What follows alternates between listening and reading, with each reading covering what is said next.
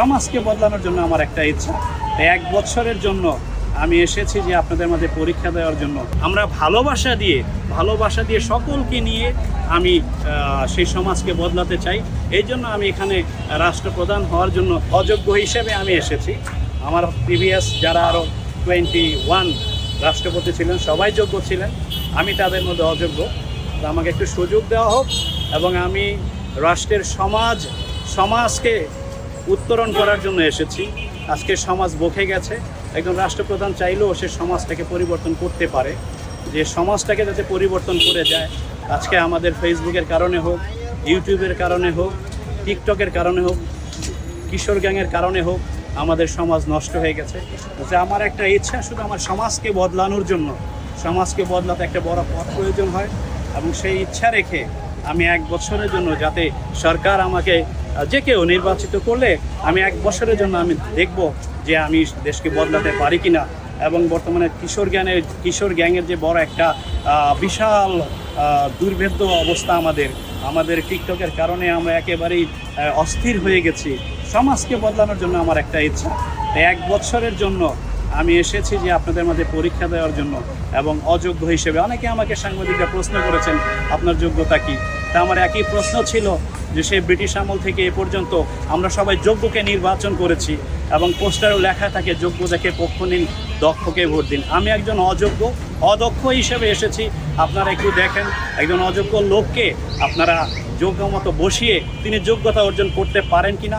এটা বাংলাদেশের একজন চ্যালেঞ্জ।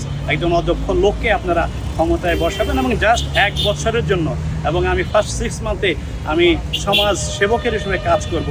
আজকের যে আমরা দেখতে পাচ্ছি প্রকাশ্যে ধূমপান আমাদের জন্য একটা অনেক বড় অন্যায়। আমাদের বাসে উঠলে আমাদের মা বোনদের জন্য মাত্র 9টা সিট রাখা হয় এবং তার আর একটা সিট দাবি করলে অনেক হয়। এবং নারীদের সর্বোচ্চ সম্মান যেখানে থাকবে, সব মিলিয়ে সমাজের উপরে কাজ করব। আমি ইনফ্রাস্ট্রাকচার অর্থাৎ রাস্তাঘাট এইগুলোর অবদানও দিব না। রাষ্ট্রপতির যতটুকু ক্ষমতা আছে ততটুকু থেকে আমি চাই আমাদের মাঝে 90 দশকটা ফিরে আসুক। অর্থাৎ 90 দশকে আমরা যে সুন্দর সমাজ পেয়েছিলাম, আমরা শিক্ষকরা ছাত্রদেরকে সম্মান করেছি, টিচাররা ছাত্রদেরকে সম্মান করেছে, আমরা মক্তবে গিয়েছি, আমাদের মক্তবে কোনো হানাহানি ছিল না, আমাদের কোনো দুশ্চরিত্র ছিল না। আমরা সুন্দর চরিত্রকে, অর্থাৎ পানিশমেন্ট দিয়ে নয়, আমরা ভালোবাসা দিয়ে সকলকে নিয়ে আমি সেই সমাজকে বদলাতে চাই। এই জন্য আমি এখানে রাষ্ট্রপ্রধান হওয়ার জন্য, এবং এই স্থায়ী নয় অস্থায়ী, আমাকে একটু সুযোগ দেওয়া হোক, আমি কাজ করে দেখাই যে আমি পারি কি না। আপনারা পরবর্তীতে আমাকে আবার রিভ্যালিড করবেন, অন্যথায় আপনারা আমাকে তাড়িয়ে দিবেন। আমি সেই জন্য এসেছি, আমার সমাজকে পরিবর্তন করার জন্য। শুধু আমার লক্ষ্য হচ্ছে সমাজকে শৃঙ্খল মধ্যে আনা। এখন আমরা অশৃঙ্খল হয়ে গেছি। আমরা যদি শৃঙ্খলের মধ্যে আসি, আপনারা অনেক বড় সমস্যা মনে করেন দুর্নীতি কোনো সমস্যাই না, যদি আপনি সমাজকে ঠিক করতে পারেন। তো সমাজকে ঠিক করার আশায় আমি এইখানে দাঁড়িয়েছি। যে কারো সমাজের সবাইকে নিয়ে আপনারা আমাকে একটু সাপোর্ট করুন। আপনারা জানেন এই বঙ্গভবনে আসেন অনেক রাষ্ট্রপতি আসে, আপনারা কখনো তাকে চোখেও দেখেননি। আমরা চেষ্টা করব যে রাষ্ট্রপতি শুধু ঘরে বসে থাকবে না, তিনি মানুষের লোক, তিনি রাস্তায় বসেও কথা বলবেন, তিনি সর্বোচ্চ পর্যায়ে কথা বলবেন। তাই আমি এখানে এসেছি আপনাদের সকলের সহযোগিতা এবং মাননীয় প্রধানমন্ত্রী বরাবর আমি লিখেছি, কিন্তু সহযোগিতা সবার, সমাজকে বিবর্তন করার জন্য। সমাজকে শুধু পরিবর্তন নয়, আমার ছেলে আমার ঘরে আসবে, আমার স্ত্রী আমার কথা বলবে, আমাকে ভালোবাসবে, আমার স্ত্রী অন্য কাউকে ভালোবাসবে না। এই যে আজকে ডিজিটাল মিডিয়ায় সমাজ নষ্ট হয়ে গেছে, আমি একটা কাজ পরিবর্তন করলেও আমি মনে করবো আমি সার্থক। আপনাদের সহযোগিতা আমি চাই। এটা দীর্ঘদিন ধরে, অর্থাৎ আমি যখন ঠিক ক্লাস 9-এ পড়ি, সেই 90 সনে 90-তে পড়ি, যখন সাদ্দাম হোসেন সারা পৃথিবীকে তিনি আইকন ছিলেন, তখন থেকে প্রেসিডেন্ট হওয়ার একটা ইচ্ছা ছিল, মাঝখানে দমে গিয়েছিল। কিন্তু গত কিছু বছর যখন বাংলাদেশের সমাজ একেবারে নষ্ট হয়ে গেছে, সেই সমাজটাকে পরিবর্তন করতে হলে একটা বড় পদ দরকার। এখন আপনারা বলতে পারেন আপনি মেম্বার এমপি কেন হলেন না। আমি সেইগুলো হতে চাই না। আমি জীবনে কোনো বড় কিছু হতে পারিনি। ক্লাসে সবসময় আমি 5 থেকে 10-এ ছিলাম, আমি ফার্স্ট হতে পারিনি। আমার ইচ্ছা হলো এখানে আমি সর্বোচ্চ পর্যায়ে যাব।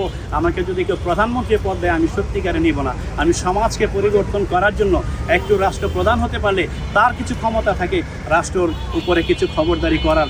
যেমন আমাদের পরিবেশ নষ্ট হয়ে গেছে, আমাদের যে প্রত্নতাত্ত্বিক অবস্থা, আপনি দেখেন পুরনো ঢাকার যত পুরনো বাড়িগুলো ভেঙে সব অ্যাপার্টমেন্ট করে দেওয়া হয়েছে। এখানে আমাদের নজর দেওয়ার কেউ নেই। বুড়িগঙ্গা নদীর পাড়ে আপনি দেখবেন রূপলাল হাউস নামে একটি বাসা ছিল, যেখানে ব্রিটিশ রানী আসার কথা ছিল, সেই বাড়িগুলো আজকে ধ্বংস হয়ে গেছে। তা আমার চেষ্টা থাকে প্রত্নতাত্ত্বিক পুনরুদ্ধার করা এবং পর্যটনকে উদ্ধার করা, এই বিষয়গুলোর উপর আমি কাজ করব। কিন্তু রাস্তাঘাট, বড় বড় দালান কোঠা ভেঙে এটার উপর আমার কোনো লক্ষ্য নেই। শুধু সমাজ যদি ঠিকও হয়ে যায় তাহলে আমার রাষ্ট্রপতি পদ আমার দরকার নেই। আমি শুধু সমাজকে ঠিক করার জন্য এবং পানিশমেন্ট দিয়ে আমরা ঠিক করতে চাই। যেটা ধর্মে আছে, পাপীকে নয় পাপকে ঘৃণা করে, কিন্তু আমরা পাপীকে ঘৃণা করি। আজকে সমাজ মাদক সেবী দিয়ে ভরে গেছে। আমরা একজন দুইজনকে পানিশমেন্ট করছি, তারপরে ছেড়ে দিচ্ছি, কিন্তু আমরা গাছ জীবিত রেখে ডালপালা কাটছি। আমাদের গাছকে উপড়ে ফেলতে হবে। তাই একটা দুইটা প্ল্যান নিলেই, যেমন আজকে কিশোর গ্যাং, আপনি যদি কোনো রাষ্ট্রপতি যদি আজকে রাত্রে ভাষণ দিয়ে বলে যে আগামী সপ্তাহ থেকে কোনো কিশোর, 2 জন কিশোর এর বেশি রাস্তায় চলাফেরা করতে পারবে না, বাস অটোমেটিকলি আপনি কিশোর বন্ধ হয়ে যাবে, শুক্রবার দিন তারা ফ্রি খেলাধুলা করবে। আজকে দেখেন কিশোর গ্যাংয়ের অত্যাচারে ঢাকার মোহাম্মদপুর বিভিন্ন জায়গা তারা নষ্ট হয়ে গেছে। আমি তাদেরকে ভালোবেসে আনতে চাই। আপনি দেখেন এই বঙ্গভবন, এইখানে দেখেন আপনি মাদকের আস্তানা, ঠিক বঙ্গভবনের পাশেই এখানে দেখেন আপনি মাদক চলছে। তো আমরা তো তাদেরকে রিমুভ করতে পারিনি। ভালোবাসা দিয়ে আমরা নিব, পানিশমেন্ট দিয়ে নিব না। আজকে ধর্মের বিভাজনে দেশ ভাগ হয়ে গেছে। কেউ শিয়া, কেউ সুন্নি, কেউ এটা, কেউ সেটা, কোনো কিছু থাকবে না। ভালোবাসা দিয়ে যাকে আমরা 90 দশকের মতো আবার দেশটাকে পুনর্জাগৃতি করতে পারি, এইভাবে আমি সকলের দোয়া চাই। আপনারা আমার জন্য দোয়া করবেন। আমার স্লোগান এখানে দেখেন লেখা আছে, ভালো মানুষ, ভালো দেশ, সর্বভূমি বাংলাদেশ।